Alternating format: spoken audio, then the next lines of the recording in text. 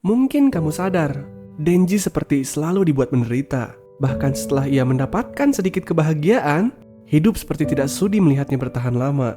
Penderitaan demi penderitaan datang sepanjang cerita. Ia seolah hanya berjuang demi bertahan hidup. Mungkin Fujimoto tidak ingin melihat karakter utamanya bahagia. Tapi jika kita melihat lebih dalam, ada makna tersembunyi di balik penderitaannya.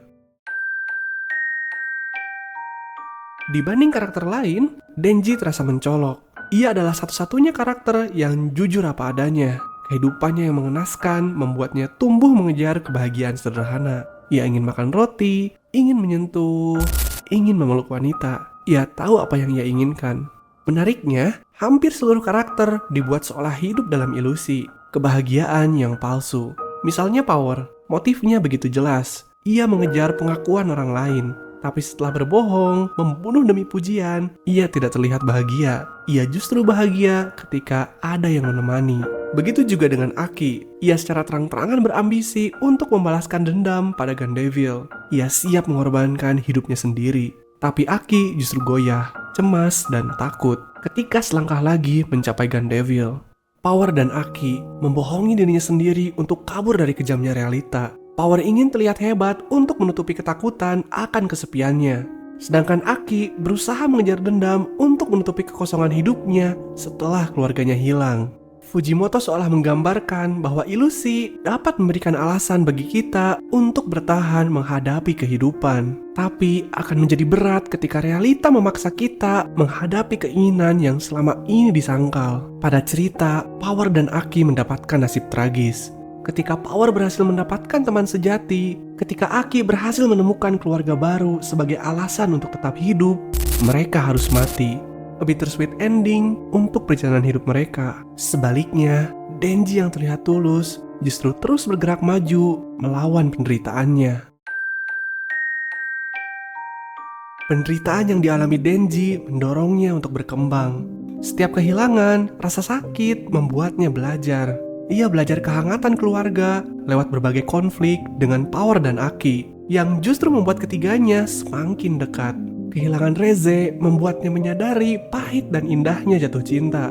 Dan puncaknya adalah kehilangan orang-orang yang ia sayangi akibat manipulasi Makima. Denji menyadari bahwa sepanjang hidupnya, ia bertindak hanya untuk mengikuti orang lain, tanpa pernah mengambil keputusan atas pilihannya sendiri. Inilah yang membuatnya berevolusi. Ia membulatkan tekadnya untuk mengalahkan Makima dan mengembangkan ambisinya lebih jauh. Ia tidak lagi berharap pada kehidupan minimum.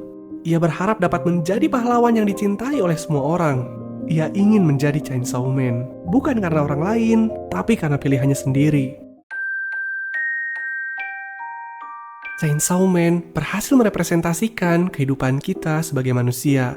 Berbohong dan hidup dalam ilusi, keyakinan yang kita buat terkadang dapat membuat kita merasa aman. Pekerjaan yang menyebalkan, patah hati ditinggal kekasih, atau mungkin dipaksa melakukan sesuatu oleh orang lain. Semua bisa kita anggap sebagai hal yang membuat hidup kita berarti. Tapi yang lebih penting adalah bagaimana kita bisa menerima dan jujur dengan diri kita sendiri. Tidak masalah jika kamu berbeda pendapat dengan orang lain. Tidak masalah jika bosmu rese dan merusak harimu. Jujurlah pada apa yang kamu inginkan. Ambil keputusan dan kendali pada hidupmu sendiri. Tidak semua penderitaan akan membuatmu lebih baik. Tapi penderitaan akan memaksa kita untuk memilih, untuk jujur, atau kembali bersembunyi dalam ilusi. Mungkin inilah pesan yang ingin Fujimoto sampaikan pada pembacanya. Jadi ya mungkin Denji akan terus dibuat menderita. Karena untuk setiap kebahagiaan akan selalu ada kesedihan. Untuk setiap pertemuan akan selalu ada perpisahan. Dan penderitaan Denji yang ekstrim akan mengembangkan karakternya lebih jauh. Sekian untuk video kali ini. Sampai jumpa pada video berikutnya. Cheers!